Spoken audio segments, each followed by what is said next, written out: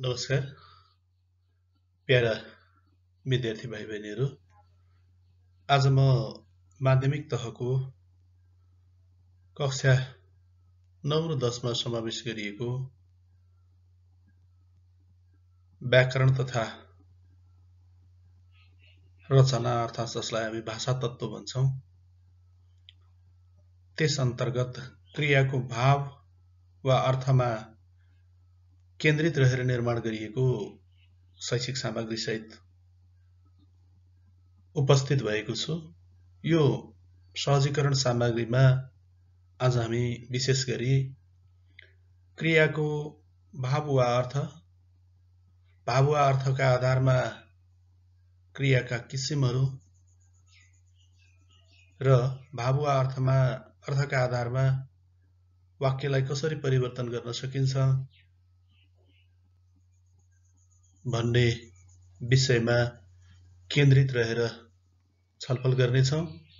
म विद्यार्थी भाइ बहिनीहरूलाई क्रमशः विषयवस्तुतर्फ केन्द्रित गराउन चाहन्छु।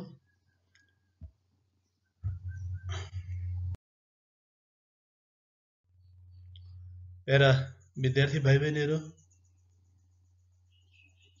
क्रियाको भाव वा अर्थ यी सबै कुरा हामीले भाषिक प्रयोगका सिलसिलामा, नेपाली विषयको अध्ययनको सिलसिलामा अनि हाम्रो दैनिक पठन पाठनको सन्दर्भमा, बोलीचालीको सन्दर्भमा प्रयोग गर्दै आएका हौं, तर त्यसैलाई हामी सूक्ष्म ढंगले अध्ययन गर्ने क्रममा छौं। यहाँ केही उदाहरण नमुना वाक्यहरू रहेका छन्। म विद्यालय जान्छु, तपाई यही बस्नुहोस्, तिमीहरू आफ्नो काम आफै गर, उसको उन्नति होस्, सबै विद्यार्थीहरू उत्तीर्ण हुन्, तिमी किन विद्यालय गएनौ, तिनीहरू आउला। यहाँ वाक्यमा प्रयोग भएर आएका जान्छु, बस्नुहोस्, गर, होस्, होउन्, गएनौ, आउलन जस्ता क्रियापदहरूले फरक किसिमको आशय वा अभिप्राय व्यक्त गरेका छन्। यसरी क्रियापदले बुझाउने वक्ताको मनोभाव वा लेखकको मनोभाव, क्रियापदले बुझाउने भाषा प्रयोगकर्ताको मनोभाव, वक्ताको मनोभाव वा लेखकको मनोभावलाई नै भाव वा अर्थ भनिन्छ। अर्थात् कथन वा लेखनको मुख्य अभिप्राय, कुनै भनाइ कसैले भन्यो, त्यो भनाइलाई कथन वा लेखनको कुनै मुख्य अभिप्राय, आशय वा तात्पर्यलाई पनि भाव भनिन्छ। बृहत नेपाली शब्दकोशमा भाव वा अर्थलाई यसरी अर्थ्याइएको पाइन्छ। कसैले कुनै विषयमा व्याख्या वा संकेत गर्दा उत्पन्न हुने मानसिक प्रतिक्रिया नै भाव हो भनेर भनिएको छ। विद्यार्थी भाइ बहिनीहरू, शब्दकोशले भाव वा अर्थलाई अर्थ्याउँदै कसैले कुनै विषयमा व्याख्या वा संकेत गर्दा उत्पन्न हुने मानसिक प्रतिक्रिया नै भाव हो भनिएको छ। समग्रमा अब हामी भाव वा अर्थ भन्नाले के कुरा बुझ्ने रहेछौं भने, बुझ्नुपर्छ हामीले भने यो क्रियापदले व्यक्त गर्ने वक्ताको आशय वा मनोभावलाई नै भाव वा अर्थ भनेर भन्नुपर्छ। अब विद्यार्थी भाइ बहिनीहरू, हामी भाव वा अर्थका आधारमा क्रियाको वर्गीकरणतर्फ केन्द्रित हुन्छौं। भाव वा अर्थका आधारमा क्रियापदलाई सामान्य अर्थ वा निश्चयार्थ क्रिया, विध्यर्थ, इच्छार्थ वा आज्ञार्थ क्रिया, सम्भावनार्थ क्रिया, प्रश्नार्थ क्रिया, संकेतार्थ क्रिया र विस्मयार्थ क्रिया आदि गरेर वर्गीकरण गरेको हामी पाउँछौं। र यही वर्गीकरणमा आधारित रहेर अब हामी क्रमशः हाम्रो सिकाइलाई, हाम्रो क्रियाकलापलाई अगाडि बढाउँछौं। सामान्यार्थ वा निश्चयार्थ क्रिया, यहाँ पनि फेरि पनि केही उदाहरणहरू मार्फत छलफल गरौं। आर्य खाना खान्छ, हामी पोखरा जाँदै थियौं, उनीहरू स्वर्गकी अप्सरा रारा घुम्न गएका छन्, ध्रुव सधैँ रक्सी पिउँथ्यो, भाइ घरको नक्सा कोर्दैछ, विवेकले सफ्टवेयरको काम गरेको छ, उसले खाना खायो, बहिनी खाना बनाउँदै थिए, उसले गाडीको इन्जन बनाएको थियो, रमेश दशैंमा नेपाल आउनेछन्, गीता तिहारमा छोराछोरी घर परिवारसँग रमाउँदै हुनेछिन्, उनीहरू सपरिवार मुक्तिनाथ दर्शन गर्न गएका छन्। विद्यार्थी भाइ बहिनीहरू, यी उदाहरणहरू, यहाँ धेरै उदाहरणहरू पेश गरिए। यी उदाहरणहरूमा आएका प्रयोग गरिएका प्रयुक्त क्रियापदहरू खान्छ, जाँदै थियौं, गएका छन्, घुम्न गएछन्, पिउँथ्यो, रक्सी पिउँथ्यो, नक्सा कोर्दैछ, काम गरेको छ, खाना खायौं, बनाउँदै थिए, बनाएको थियो, आउनेछन्, रमाउँदै हुनेछन्, गएका हुनेछन् जस्ता क्रियापदहरूले, यी क्रियापदले कुनै कार्य वा घटनाका अवस्थाको बारेमा, घटना हुने वा नअवस्थाको बारेमा सामान्य जानकारी दिएका छन्। यसरी क्रियापदले सामान्य अवस्थाको जानकारी गराउँछन्, सामान्य भाव व्यक्त गर्दछन् भने त्यसलाई सामान्यार्थ क्रिया भनिन्छ। सामान्यार्थ क्रियालाई नै निश्चयार्थ क्रिया पनि भनिन्छ। जस्तो उनीहरू सपरिवार मुक्तिनाथ दर्शन गर्न गएका हुनेछन्, यो निश्चयार्थ हो। प्लान बनिसक्यो, योजना बनिसक्यो, उनीहरूले डिक्लेयर गरिसके, त्यसैले यो निश्चयार्थ पनि हो। अर्थात् सामान्यार्थ क्रिया नै निश्चयार्थ क्रिया हो भनेर बुझ्नुपर्ने रहेछ। र अब सामान्यार्थ वा निश्चयार्थ बनाउँदाखेरि वाक्यमा यसरी बनाउँदा चाहिँ कसरी बनाउने त तपाईहरुले देखिसक्नु हो। यहाँ एउटा रहस्यमय कुरा छ। कालका तीनैवटा कालका सबै पक्षका क्रियापदहरू, वर्तमान, भूत र भविष्यत कालका सबै पक्षका क्रियापदहरू सामान्यार्थ वा निश्चयार्थ क्रियाहरू हुन्। सामान्यार्थ वा निश्चयार्थमा प्रस्तुत गर्दाखेरि कालभाव पक्षलाई याद गरेर त्यही अनुसार क्रियापद राख्नुपर्ने हुन्छ। जसले कुनै पनि कार्य, घटना वा स्थिति, अवस्था सामान्य वा निश्चय रूपमा प्रस्तुत गर्दछ, त्यो नै सामान्यार्थ क्रियापद हो। अब अर्को विद्यार्थ क्रिया छ। विद्यार्थ, मैले अघि विद्यार्थलाई चाहिँ आज्ञार्थ र इच्छार्थ पनि भनेको छु।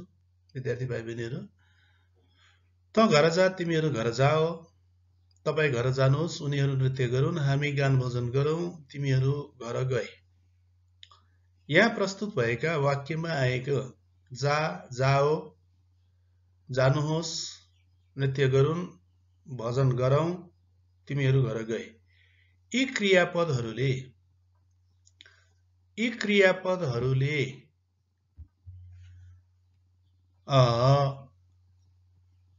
आज्ञा वा इच्छाको, आज्ञा, इच्छा वा अनुरोधको भाव बुझाएका छन्, जसलाई हामी विद्यार्थ क्रिया भन्छौं। व्याकरणमा आज्ञा, इच्छा, अनुरोध, अनुमति, आदेश आदिको भाव बुझाउने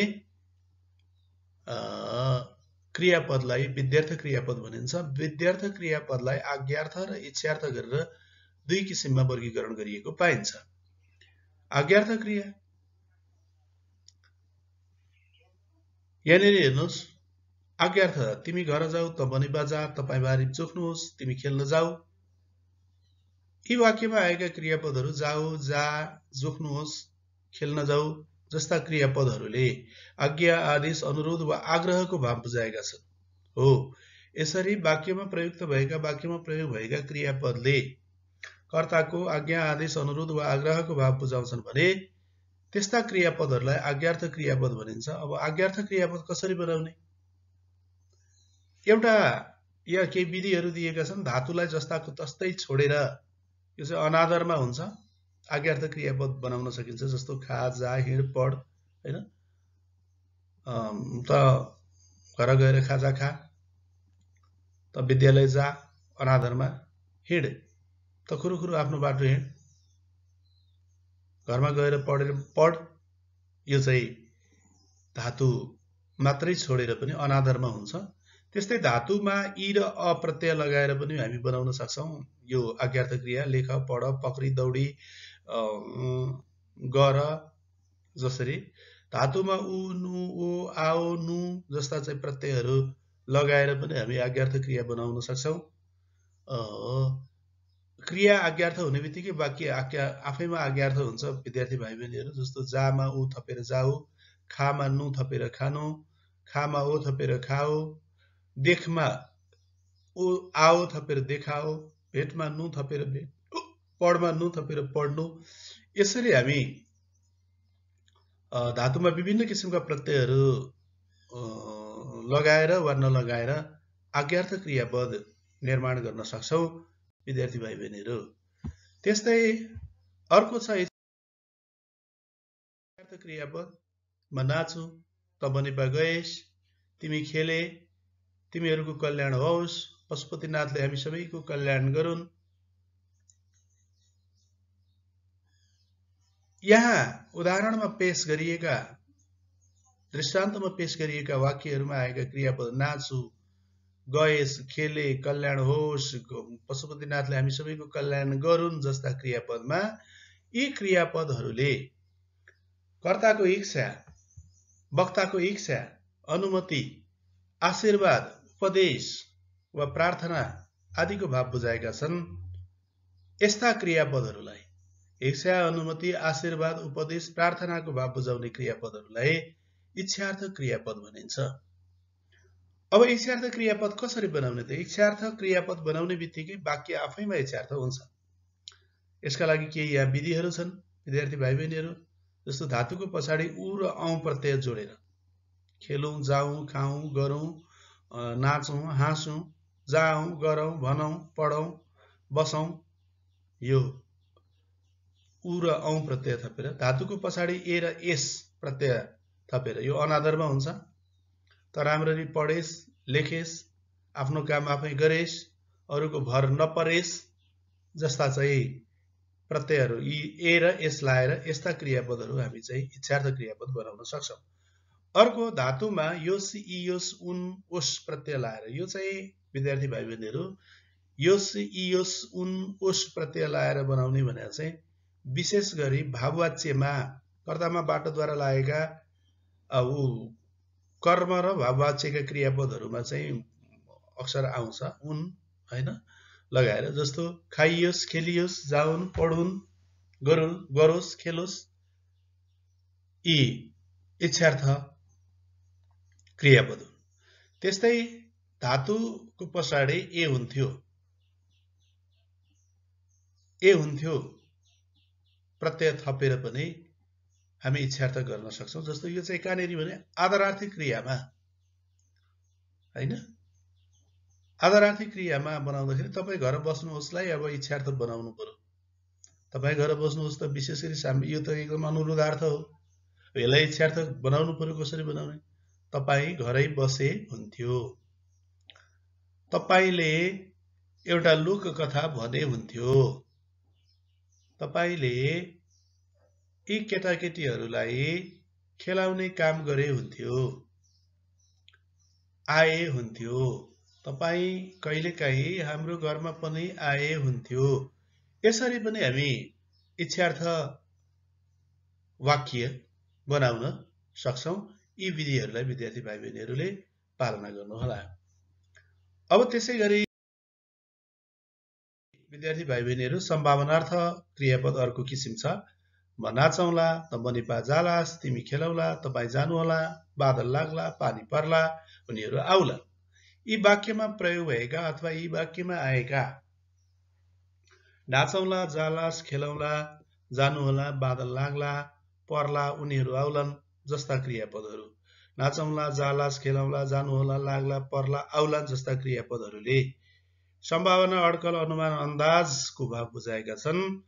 यसरी वाक्यमा आएका क्रियापदले सम्भावना, अड्कल, अनुमान वा अन्दाजको भाव बुझायो भने त्यस्ता क्रियापदहरू सम्भावनार्थ क्रियापद हुन्छन्। अब सम्भावनार्थ क्रियापद हामीले बनाउँदै गरेका छौं, बोल्दै गरेका छौं, प्रयोग हुँदै आएको छ। तर खासमा निर्माण गर्ने आधार चाहिँ के हो त भने निम्न आधारहरू, निम्न विधिलाई, निम्न पद्धतिलाई, निम्न नियमलाई आधार मानेर सम्भावनार्थ क्रियाहरू बनाउनु पर्छ। जसमा धातुको पछाडि उला उली प्रत्यय जोडेर म पढौँला, खेलौँला, जाउँली, हैन, गरौँली, भनौँली, नाचौँली, अनि धातुको पछाडि औला, औँला, औली प्रत्यय जोडेर पढौँला, खेलौँला, गरौँली, हैन, जाउँला, भनौँला, गरौँला, यसरी बनाउन सकिन्छ सम्भावनार्थ क्रियापद। त्यसै गरी अर्को धातुको पछाडि लास, लिस, लिन, जालास, नाचलिस, गाउलिन, पढलान, लान पनि जोडिएको छ, लाउन सकिन्छ। त्यसैगरी धातुको पछिल्तिर ला र ली, खेल्ला, जाला, भन्ला, गर्ला, पढ्ला, बस्ला, गाउला, गाउली, गर्ली, लेख्ली जस्ता चाहिँ क्रियापद बनाउन सकिन्छ। धातुको पछाडि नु होला, यो नु होला चाहिँ आदरार्थी कर्तामा प्रयोग हुन्छ। पढ्नु होला, गर्नु होला, पढाउनु होला, खानु होला, गाउनु होला, गर्नु होला, जानु होला जस्ता चाहिँ क्रियापदहरू, सम्भावनार्थ क्रियापदहरू हामी निर्माण गर्न सक्छौं। त्यसैगरी विद्यार्थी भाइ बहिनीहरू, प्रश्नार्थक तपाई कहाँ बस्नुहुन्छ? तिमीहरूले गृह कार्य गर्यौ त? प्रार्थना किन विद्यालय आएनन्? ऊ किन ढिलो आयो? यी वाक्यहरूमा तपाई कहाँ बस्नुहुन्छ? तिमीहरूले गृह कार्य गर्यौ त? प्रार्थना किन विद्यालय आएनन्? ऊ किन ढिलो आयो? यहाँ बस्नुहुन्छ। यहाँ प्रयोग भएका क्रियापदले चाहिँ प्रश्नको भाव वा आशय, प्रश्नको मनोभाव वा जिज्ञासा राखेका छन्। त्यसैले वाक्यमा प्रयोग भएका क्रियापदले प्रश्नको आशय, मनोभाव वा जिज्ञासा बुझायो भने त्यसलाई प्रश्नार्थक क्रियापद भनिन्छ, जसमा प्रश्नवाचक चिन्ह अनिवार्य रहेको हुन्छ। त्यस्तै गरेर संकेतार्थ, अर्को चाहिँ संकेतार्थ क्रिया छ। विद्यार्थी भाइ बहिनीहरू, पानी पर्यो भने शीतल हुन्छ, राम्ररी पढे उत्तीर्ण हुन्छौ, श्याम नगए हुन्थ्यो। यहाँ प्रयोग भएका क्रियापदहरूले कार्य कारण सम्बन्ध बुझाउँछन्। दुईटा क्रियापद प्रयोग भएको छ, दुईटैसँग एउटाले कार्य गर्छ, अर्कोले कारण बुझाउँछ। हो, यस्तो अवस्थामा क्रियापदले कार्य र कारणको सम्बन्ध बुझायो भने त्यसलाई संकेतार्थ क्रियापद भनिन्छ। यो चाहिँ विद्यार्थी भाइ बहिनीहरूले, म प्राय सबै विद्यार्थी भाइ बहिनीहरूले यहाँनिर कन्फ्युज भएको देख्छु। मैले चाहिँ कपी परीक्षणको सम्बन्धमा अथवा कक्षामा विद्यार्थी भाइ बहिनीसँग अन्तर्क्रिया छलफल गर्दा पनि यस्तो समस्या मैले पाएको छु। यसमा विद्यार्थी भाइ बहिनीहरूले अलमल लिएर बस्नुपर्ने म कुरा देख्दिनँ। पानी पर्यो भने शीतल हुन्छ, राम्ररी पढे उत्तीर्ण हुन्छ, श्याम नगए हुन्थ्यो। यहाँ प्रयोग भएका क्रियापदहरूले, संकेतार्थ वाक्यमा प्रयोग हुने क्रियापदहरूले एउटा क्रियापदले कार्य भएको बताउँछ, अर्कोले कार्यको कारण बताउँछ। अर्थात् कार्य कारण बीच सम्बन्ध बुझाउँछ भने त्यसलाई संकेतार्थ क्रियापद भनिन्छ। अब संकेतार्थ क्रियापद कसरी बनाउने? एउटा कारण र अर्काले कार्य बुझाउने क्रियापद राख्ने। क्रियापद राख्दाखेरि एउटा क्रियापदले कारण बुझाउनु पर्यो, अर्कोले कार्य बुझाउने, यसरी दुईटा क्रियापद राख्नु पर्यो। एउटा मात्रै क्रियापद भएमा हुन्थ्यो, हुन्छ जस्ता क्रियापद थपेर दिएको क्रियापदलाई कारण बुझाउने असमापक क्रियापद बनाउने। यो भने उदाहरणबाट मात्रै प्रश्न हुन्छ। जस्तो श्याम गएन, यहाँ त एउटा मात्रै क्रियापद छ। अब यसलाई हामीले चाहिँ बनाउनु पर्यो के संकेतार्थ। श्याम नगए हुन्थ्यो, नगए भन्ने क्रियापदै अर्को थपियो हामीले, श्याम नगए हुन्थ्यो। विषमलाल विदेश जान्छ, यहाँ दुईटै क्रियापद छ। अब एउटालाई कार्य बनाउनु पर्छ, अर्कोलाई कारण बनाउनु पर्यो। विषमलाल विदेश गए हुन्छ, गए हुन्छ, विदेश जान्छलाई गए हुन्छ। यसरी हामी संकेतार्थ बनाउन सक्छौं विद्यार्थी भाइ बहिनीहरू। यो भयो। त्यसै गरी अर्को छ विस्मयार्थ क्रियापद। केही उदाहरणहरू पहिला छलफल गरौँ। अय्या कति दुःख मरे, हैन? शाबास, यस्तै प्रगति गर्नु। आहा कति राम्रो फूल। आमा मामा कस्तो अग्लो धरहरा। वाउ, रानी पोखरी कति सुन्दर रानी पोखरी। कठै कस्तो दुःख गरेको। ओहो, यो के भयो? थुक्क तेरो बुद्धि। आहा कति सुन्दर बगैँचा। यहाँ प्रयुक्त भएका वाक्यहरूले विस्मय चिन्ह पनि लिएका छन्। वक्ताको पीडा, आश्चर्य, शोक, हर्ष, क्रोध, तृष्णा, सहानुभूति, ईर्ष्या, शाबासी, सन्तुष्टि जस्ता आकस्मिक अनुभूतिहरू व्यक्त गरेका छन्। यसरी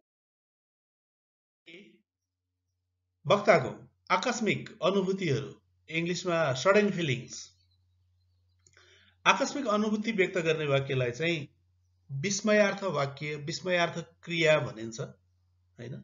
आहा, या छिछि, ओहो, आश्चर्य, हर्ष, घृणा बुझाउने पदहरू प्रयोग भएका, विस्मय सूचक पनि सँगसँगै आएका वाक्यहरू अर्थात् त्यस्ता चाहिँ पदहरू चाहिँ विस्मयार्थ हुन्, विस्मयार्थ वाक्य हो।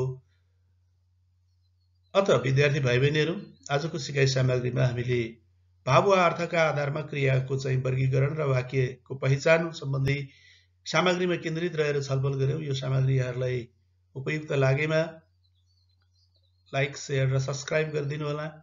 यो पूर्व मेचीदेखि पश्चिम महाकालीसम्मका कक्षा 11मा माध्यमिक तहका विद्यार्थीहरूलाई आधार बनाएर तिनीहरूलाई चाहिँ सहजीकरण होस् भन्ने उद्देश्यले निर्माण गरेको सामग्री भएको हुनाले सबै विद्यार्थीहरूको हातमा यो सामग्री पुगोस् भन्ने मैले अपेक्षा राखेको छु। विद्यार्थी भाइ बहिनीहरूका कुनै जिज्ञासा भए कमेन्ट उल्लेख गर्नुहोला, मैले समाधानको प्रयत्न गर्नेछु। यो सामग्री मेरो फेसबुक पेज, म कार्यरत रहेको विद्यालय आजाद माध्यमिक विद्यालय 5 खाल 12 बालुवा 5 खालको अनलाइन एजुकेसन फेसबुक पेज, त्यसै गरी युट्युबमा गएर नेपाली लर्न च्यानल मार्फत प्राप्त गर्न सक्नुहुनेछ। जो जहाँ रहनु भएको छ, आजको दिन यहाँहरूको शुभ होस्, जय होस्, स्वस्थ रहनुहोस्, मस्त रहनुहोस्, व्यस्त रहनुहोस्। धन्यवाद, नमस्कार।